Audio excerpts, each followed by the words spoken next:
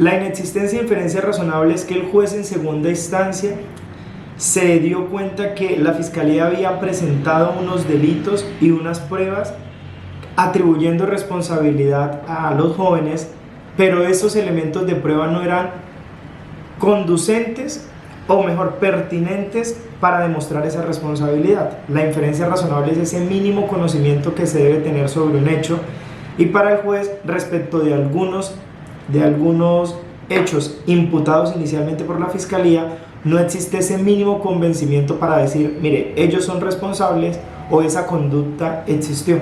Eso se trata de la inferencia razonable.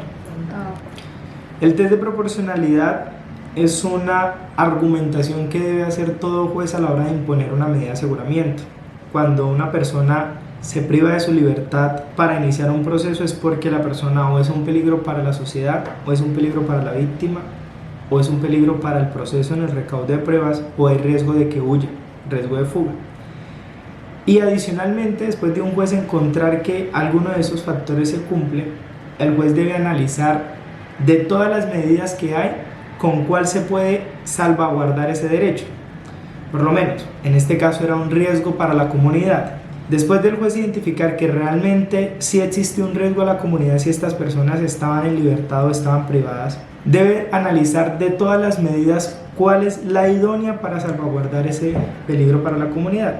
Y ahí es donde el juez dijo, a mí me parece que no existe como tal un riesgo a la comunidad, los hechos ocurrieron hace un año, no hay prueba de que ellos hayan continuado otra actividad, no hay prueba sumaria de que las protestas siguieron, entonces como que ese peligro se desaparece.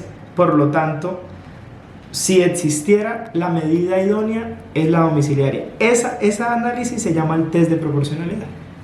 No sé si llamar una cuestión populista frente a este caso.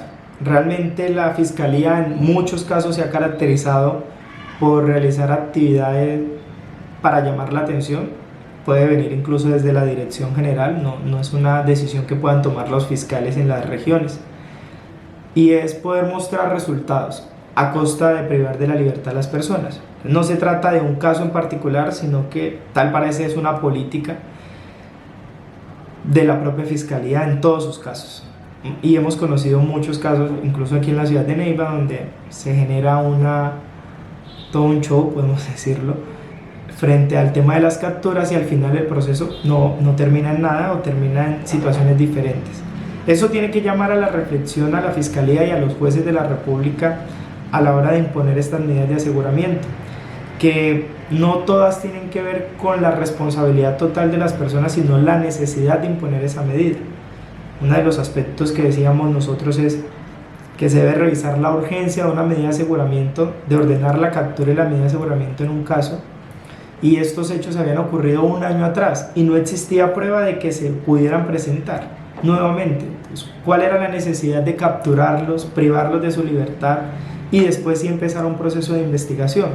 Lo lógico es, lo que espera el derecho es que usted inicie un proceso de investigación y una vez concluido ese proceso, más allá de duda razonable, se emita una sentencia que si las pruebas dieron para condenar a una persona, ahí sí lo priven de su libertad, y no al revés como funciona. Digamos, un sistema patas arriba tenemos.